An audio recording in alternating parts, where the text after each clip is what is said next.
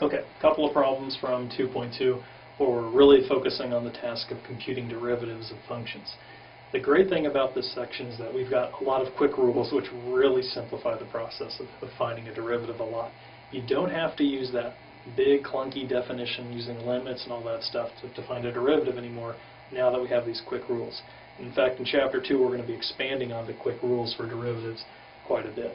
Okay. So, very simple problem. It's asking us to find the derivative of the function square root of x. And again, we've cut out all the extra stuff of giving this function a name and telling you to find f prime of x. This is a very direct question. Take the derivative with respect to x of this function. Okay, so it's really just trying to focus on the process in this section. Okay, so that's what d over dx means. Okay.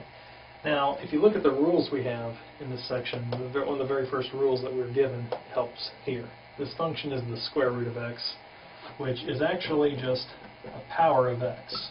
This is x to the 1/2 power. Okay, remember, a square root is the same thing as the power 1/2. So to take the derivative of this function, we can use the power rule. Okay. And the power rule says if you want to find the derivative of a function, which is just x to a power, okay, very simple. The power comes down, it's the factor, and we decrease the power by 1. So I get 1/2 times x to the power 1/2 minus 1, which is negative 1/2. Okay. So that's the derivative. Now, probably we would write this a little bit differently.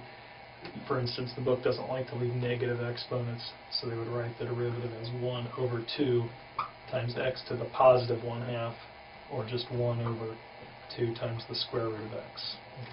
In fact, any of these three answers is really fine, but the last one's probably what you would see in the book. Okay, and that's the derivative.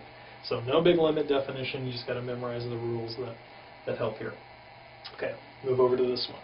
Okay, it's going to use the power rule again, but also another one of our rules, this one called the constant multiple rule. Okay. So first of all, we have to have, if a term has x in it, if an expression has x in it, it has to be x to a power. Okay. So this derivative is going to be the derivative of 3 times x to the power negative 2. Okay. When you divide by x squared, it's the same thing, equivalent to multiplying by x to the power negative 2. Okay. So that's kind of where we want to start. We like to have all of the x's as powers of x, not divide by the power of x. Okay. So, well, what's next? Well, we don't actually use the power rule because we have a constant here, 3. So we use another rule first. Very simple rule. It's called the constant multiple rule. It says that when you're taking the derivative of a function times a constant, you can actually factor the constant out of the derivative calculation. Okay. So it's a very simple thing to do, but it's important because now we see that all we really have to compute the derivative of is x to a power. Okay. The 3 gets factored out because it's a factor, it's a multiple inside. So constants can be factored out. Variables cannot be factored out, but constants can. Okay. So this is 3, and now we're ready to compute the derivative of this because the power rule will do that. We have just x to the power negative 2. The power rule says bring the power down. Okay.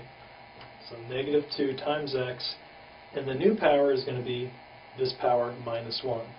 Negative 2 minus 1 is negative 3. Okay. So this is, let's see, it's going to be 3 times negative 2, that's negative 6, x to the negative 3rd power, or negative 6 over x cubed. Probably the best way of writing this final answer. Okay. Both of these examples are good examples of derivatives that would be very difficult to compute using that limit definition because the cancellation is very hard to do. But using these rules, it becomes pretty quick.